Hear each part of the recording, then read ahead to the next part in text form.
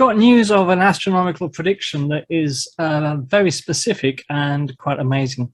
So just let me share my screen, and I will tell you all about it. So basically, this is all about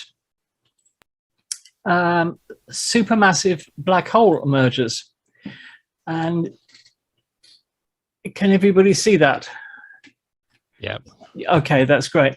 So there's an interesting prediction about a particular merger of two supermassive black holes that I'd like to tell you about, but let's back up a little bit before we do so. Now, the first one I'd like to tell you about is an object called NGC 1128.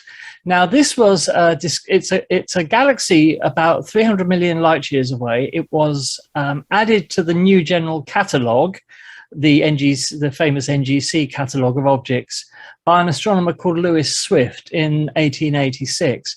And he noted that it had a peculiar dumbbell shape, which of course nobody at the time could really explain.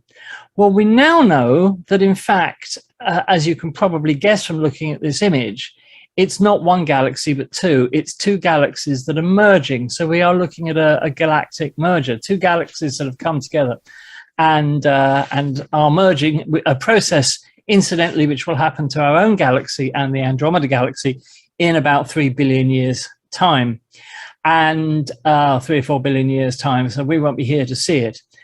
The effect of that galactic merger can vary depending on the masses of the galaxies, but essentially the two galaxies pass straight through each other without much else happening. There may be stars that collide, but that will be very rare because of the vastness of space. There may be stars that are gravitationally swung out of their own galaxy by interactions with other stars, and we've observed some of these lone planets orbiting without a galaxy to belong to, poor things. So anything could happen. But the interesting thing about NGC 1128 is what happens when you look at it with an X-ray telescope. And if you look at it with an X-ray telescope, like the famous NASA Chandra telescope, this is actually what you see. You see two very, very bright X-ray sources.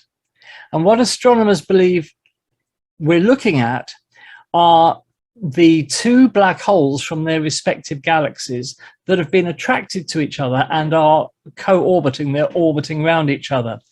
The disk of material surrounding them has heated up so much that it generates these incredibly bright X-rays.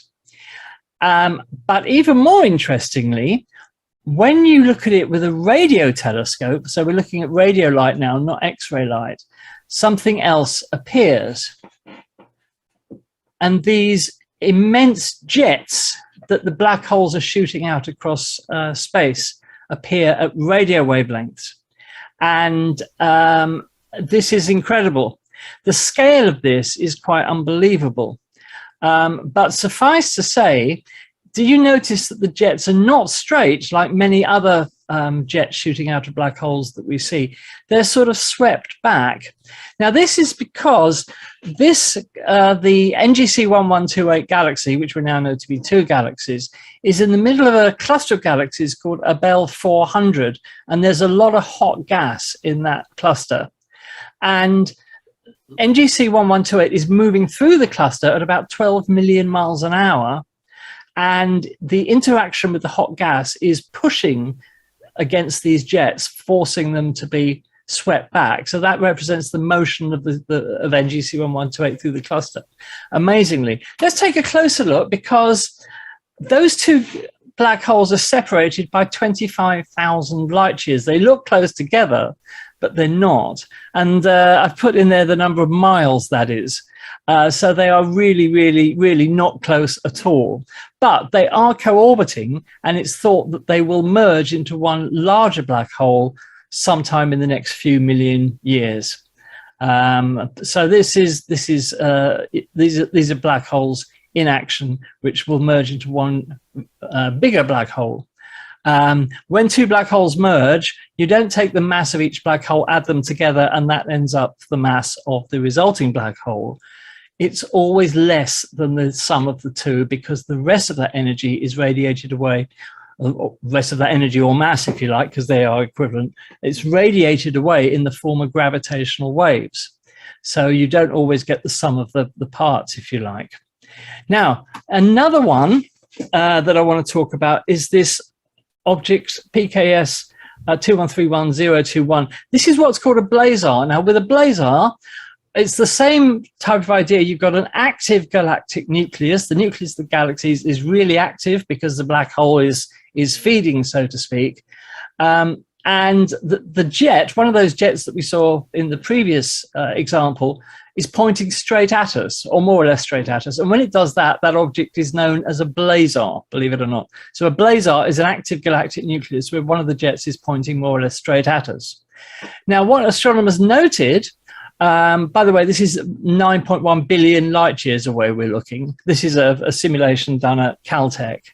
What they noticed was that the jet was moving around. It was describing a circle.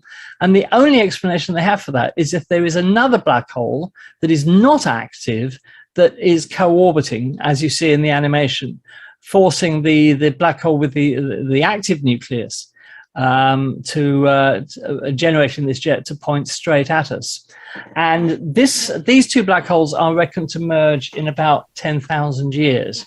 So that's quite sooner than 3C75, the previous example.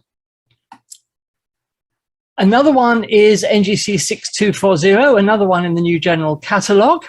And this has got a sort of a butterfly shape, but again, it's an example of two merging galaxies giving the object this irregular shape. And if you look at the center of this one in X-rays, again, we see two supermassive black holes, highly visible in X-rays, that are co-orbiting and will merge together into one black hole. There's no estimate with this one about when that's going to happen. They don't have enough data, but it's going to happen because these are definitely co-orbiting. And finally, to come back to the prediction that I mentioned earlier, is this object, which is known as active galaxy SD SSJ1 430 plus 2303. If you're wondering what all the numbers are, it's just its coordinates on the sky, its celestial coordinates. Now, this one is a bit special because, again, we've got two supermassive black holes. Here's a simulated picture of them there, that are generating vast quantities of X-rays. And what astronomers have noticed is that there's a pattern to these X-rays which indicates that the two black holes are going to merge very soon. Now, when I say very soon, I'm not talking in normal astronomical terms.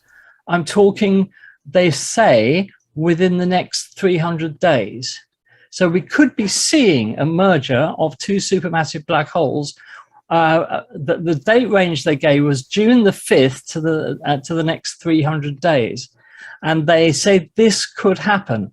What happens when it does? If and when it does, we will see a gigantic burst of X-rays, as predicted, and all sorts of other, hopefully lots of really strong radio emissions and other EM radiation as well.